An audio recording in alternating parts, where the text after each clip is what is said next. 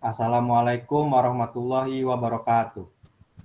Perkenalkan, kami dari kelompok 2 yang beranggotakan Muhammad Fikri Bara dengan NPM 2057051025, Irfandra Dwidia Aksatra dengan NPM 2017051055, Akmal Gilang Rosadi dengan NPM 2067051001, Evida Rahmah dengan NPM 2057051008, M. Zaki Fadil Ataya dengan NPM 2017051005 akan menjelaskan materi komunikasi data dan jaringan komputer. Materi pertama akan dijelaskan oleh Evida. Kepada Evida, disilakan. Oke, di sini saya akan menjelaskan cara mendownload dan instalasi Kisco paket tracker. Yang pertama itu kita harus punya, untuk mendownload paket Kisco tracker di link itu kita harus punya linknya dulu, yang ada di tertera di sini. Terus selanjutnya itu kita pilih paket data yang ingin download, kemudian lakukan proses download.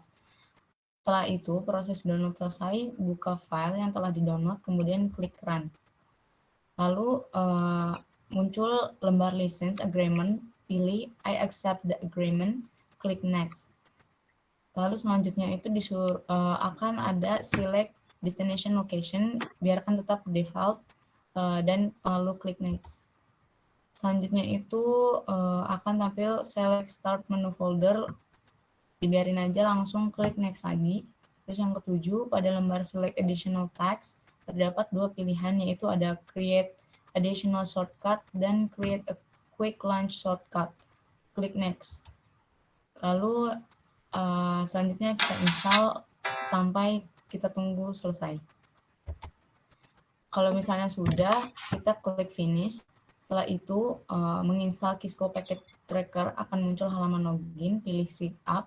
Kenapa memilih sign up? Karena apabila kita login sebagai guest atau tamu, itu hanya bersifat sementara. Jadi kita lebih baik menggunakan atau login dengan sebagai user. Selanjutnya itu ada klik enroll now, pastikan kita itu terkonek dengan internet, lalu masukkan data pada form enroll now, klik submit, lalu akan muncul form untuk memilih lokasi negara dan membuat password, isi data dan klik register. Kemudian kita akan diarahkan kepada sign-in page, masukkan email dan password yang sudah dibuat tadi. Lalu akan muncul tampilan verifikasi email, yang dimana akan dikirimnya sebuah kode ke email kita, lalu kita disuruh untuk melengkapi data dan klik create account. Lalu kemudian close tab Netflix dan buka kembali aplikasi Kisco saja, langsung mengarah ke login. Nah, jadi kalau misalnya udah login, berikut adalah tampilan Kisco pakai tracker, cara download dan instalasi Mikrotik dengan VirtualBox. Sekian penjelasan saya, terima kasih. Materi selanjutnya akan dijelaskan oleh saya, Irfandra, yaitu cara download dan instalasi Mikrotik dengan VirtualBox. Langkah pertama adalah download Mikrotik Anda melalui website berikut, seperti link yang tertera pada slide. Kedua, setelah ISO Mikrotik terdownload, pastikan sebelumnya Anda juga sudah menginstal VirtualBox. Buka VirtualBox, kemudian pilih machine, kemudian new untuk membuat virtual machine yang baru. Ketiga, setelah itu beri nama Mikrotik, selanjutnya untuk type dan version pilih saja other, lanjut dengan memilih next. Keempat, 64 MB saja sudah cukup, tinggal pilih next. Kelima, kemudian Anda pilih create a virtual hard disk now, kemudian pilih create. Keenam, setelah itu Anda pilih VDI atau VirtualBox Disk Image, kemudian pilih next. Ketujuh, selanjutnya Anda pilih dynamically allocated, kemudian pilih next. Kedelapan, 2 GB sudah lebih dari cukup, selanjutnya Anda pilih create. Ke-9, kemudian klik settings seperti yang ditunjuk tanda panah merah tersebut. Ke-10, kemudian Anda masuk ke menu storage, lalu pilih empty dan klik icon DVD. Kemudian pilih lokasi file ISO router OS Mikrotik. Ke-11, file ISO router OS Mikrotik sudah berhasil ditambahkan. Selanjutnya Anda pilih OK. Ke-12, selanjutnya pindah ke menu network dan pilih host only adapter. Selanjutnya Anda pilih OK. Ke-13, langkah selanjutnya klik start. Ke-14, pada tampilan instalasi awal Mikrotik terlihat daftar package yang akan kita install. Pilih saja semua package-nya dengan cara menekan tombol A pada keyboard, kemudian tekan I untuk mulai menginstalnya. Ke-15, akan muncul dialog "Do you want to keep all configuration?" Jika kita pilih Y, maka Mikrotik akan diinstal dengan konfigurasi default. Sedangkan jika kita pilih N, maka Mikrotik akan diinstal tanpa konfigurasi apapun. Ke-16, kemudian muncul dialog continue, ketik Y, kemudian enter, proses instalasi mulai berjalan. Ke-17, jika proses instalasi sudah selesai, reboot, kita lepas terlebih dahulu ke image-nya, pada bottom toolbar, klik icon CD atau DVD, kemudian unchecklist pada ISO image yang sedang aktif. Jika muncul dialog, pilih force unmount. Ke-18, kita enter untuk reboot sistemnya. Ke-19, instalasi Mikrotik selesai. Default login Mikrotik adalah loginnya admin dan password kosong. Materi selanjutnya akan dijelaskan oleh Akmal. Pada Akmal, disilakan. Baik, di sini saya akan menjelaskan menu dan tools pada Kisco Packet Tracer. Yang pertama itu ada menu bar. Menu yang paling sering dijumpai di program manapun ini tidak lain adalah menu bar. Di dalam menu bar ini dia terdapat yang pertama ada file yang berisikan perintah new, open sample, save as, pkz, save as command, cartridge, print, creation file, dan exit. Kemudian ada edit yang berisikan perintah copy, paste, undo, dan redo. Ada option yang berisikan perintah preference user profile, algorithm, settings, dan view command lab. Selanjutnya ada view yang berisikan perintah zoom dan toolbars. Kemudian ada tools yang berisikan perintah drawing plat dan custom device dialog. Kemudian ada extension yang berisikan perintah activity wizard, multi-user, IPC, scripting, clear, terminal agent, LAN multi-user agent, one multi-user agent, UPnP multi-user. Kemudian yang terakhir ada help yang berisikan perintah contest tutorials, report and use, dan about. Kemudian ada toolbar. Di dalam toolbar ini dia terdapat yang pertama ada new untuk membuat file baru, open untuk membuka file paket tracer, ada save menyimpan paket tracer yang telah kita buat, ada print mencetak hasil paket tracer, ada activity wizard membuka aktivitas wizard, ada copy mengcopy seleksi, ada paste menempelkan hasil copy, ada undo membatalkan perintah, ada redo membatalkan undo, ada zoom in memperbesar tampilan layar kerja, ada zoom reset atau mereset layar kerja yang telah di zoom in atau di zoom out, ada zoom out memperkecil tampilan layar kerja, ada drawing palette untuk menggambar untuk bentuk garis atau persegi atau bujur, sangkar, dan lingkaran. Kemudian ada custom device dialog membuat perangkat template. Yang ketiga ada common toolbars. Di dalam toolbar ini dia terdapat select untuk berganti atau mengaktifkan tools yang satu ke tool yang lain. Kemudian ada move layout atau memindahkan gambar atau objek keseluruhan yang telah dibuat. Kemudian ada place note atau memberikan catatan atau keterangan objek yang kita buat. Kemudian ada delete untuk menghapus objek atau gambar. Ada inspect memeriksa konfigurasi objek. Ada resize shape untuk memperbesar atau memperkecil objek, ada add simple PDU, mengirim paket, add complex PDU, mengirim paket, ada simulator mode atau mengaktifkan menu simulasi pengiriman paket data. Kemudian yang keempat ada logical atau basic workspace and navigator bar. Kalian dapat beralih antara workspace, fisik, dan logical workspace dengan tab pada bar ini. Dalam workspace logis, bar ini juga memungkinkan kalian untuk kembali ke tingkat sebelumnya dalam sebuah cluster, membuat cluster baru, pindah objek, set ubin latar belakang, dan viewport. Dalam workspace fisik, bar ini memungkinkan Anda untuk menavigasi melalui lokasi fisik, membuat kota baru, membuat gedung baru, membuat kloset baru, pindah objek, menerapkan grid ke latar belakang, set latar belakang, dan pergi ke kloset kerja. Kemudian ada workplace. Kali ini sudah pasti tempat kerja kita atau bisa disebut dengan workspace. Daerah ini adalah di mana kalian akan membuat jaringan yang diinginkan, menonton simulasi, dan melihat berbagai jenis informasi dan statistik.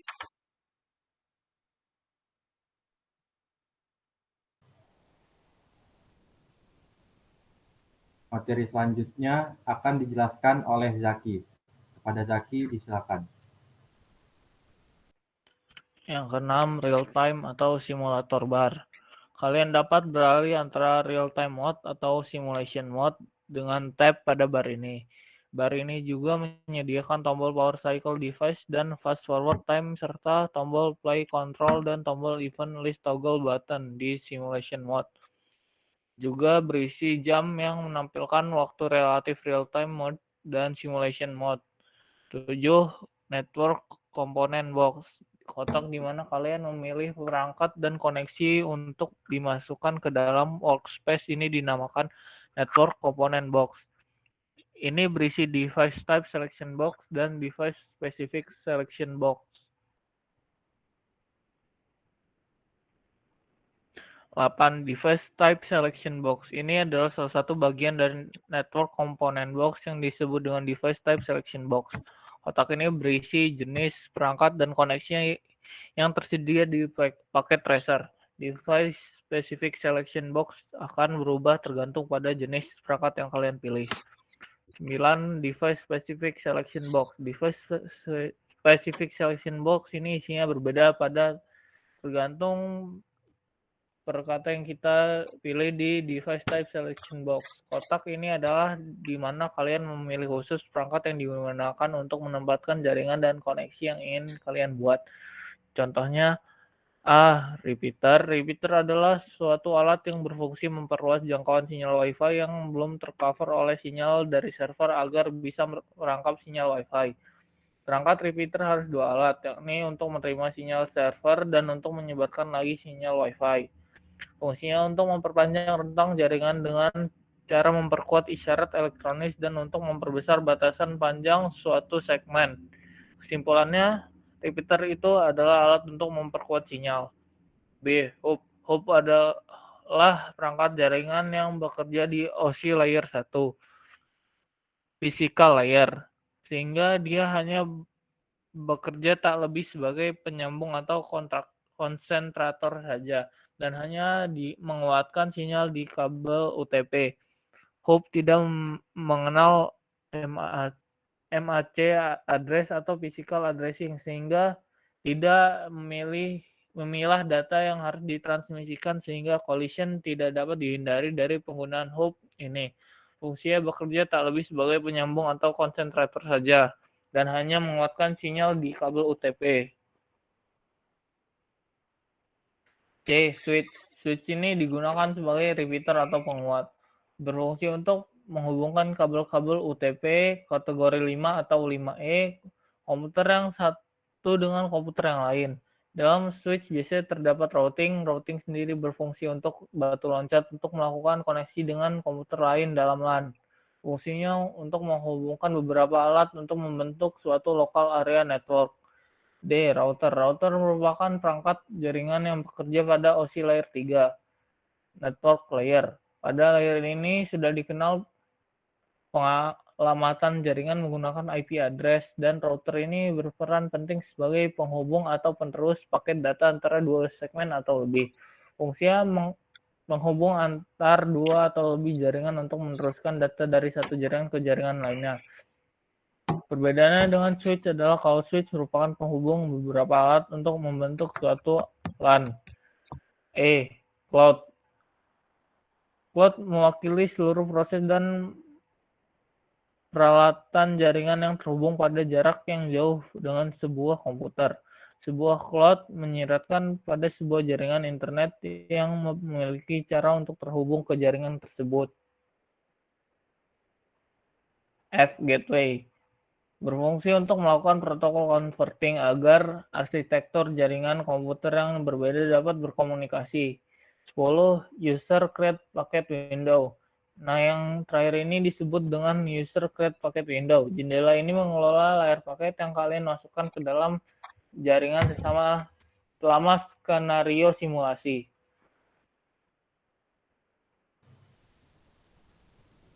Materi selanjutnya akan dijelaskan oleh Bara. Kepada Bara, disilakan. Di sini saya akan menjelaskan tentang memahami penggunaan dari model OSI layer pada jaringan komputer. Yang pertama, pengertian OSI layer. Open System Interconnection atau OSI adalah model referensi yang diciptakan dari sebuah kerangka yang bersifat konseptual. Namun saat ini telah berkembang dan menjadi sebuah standarisasi khusus berkaitan dengan koneksi komputer. Tujuan dari pembuatan OSI layer adalah menjadi model rujukan bagi setiap vendor atau developer, sehingga produk atau perangkat lunak yang dibuat memiliki sifat interpolate. 7 model OSI layer. Yang pertama ada application layer atau lapisan yang ketujuh.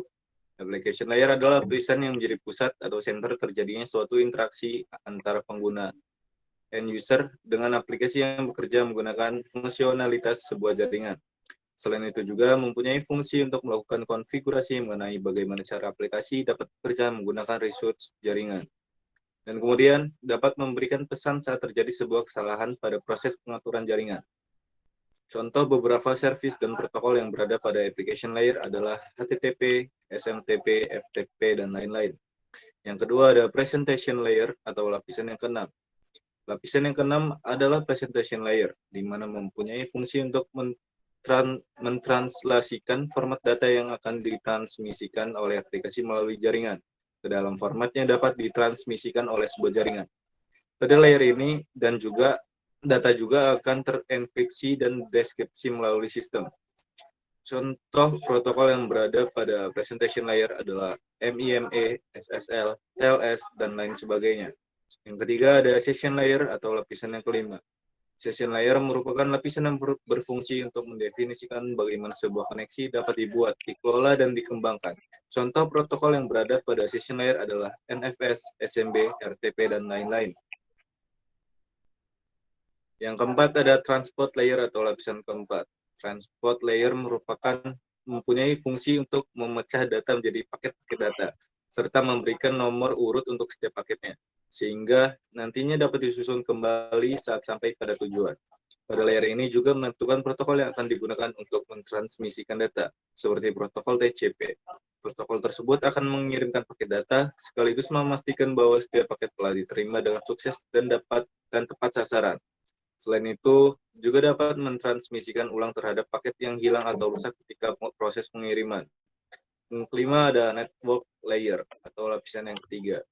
Tugas dari network layer adalah membuat header untuk paket yang berisi informasi IP atau Internet Protocol.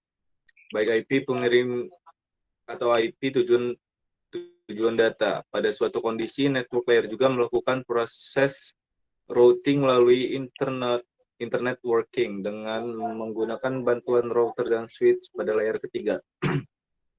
Yang keenam ada data link layer, itu lapisan yang kedua. Pada data link layer memiliki tugas untuk menentukan setiap bit data dikelompokkan menjadi format yang disebut dengan frame. Pada level ini juga terjadi koreksi kesalahan, flow control, pengalamatan hardware atau perangkat keras, seperti halnya pada MAC address atau media access control address, serta menentukan bagaimana perangkat dengan seperti hub, repeater, bridge, dan switch pada layer 2 dapat beroperasi untuk spesifikasi IEEE 802. Dapat membagi tingkatan menjadi 2 level, yaitu lapisan media access control dan lapisan logical link. Yang ketujuh ada physical layer atau lapisan yang pertama. Dan model OSI layer terakhir dan yang paling utama adalah physical layer. Fungsinya adalah untuk mendefinisikan media transmisi jaringan, sinkronisasi bit, metode pensinyalan, serta membangun arsitektur jaringan seperti pengkabelan dan topologi jaringan.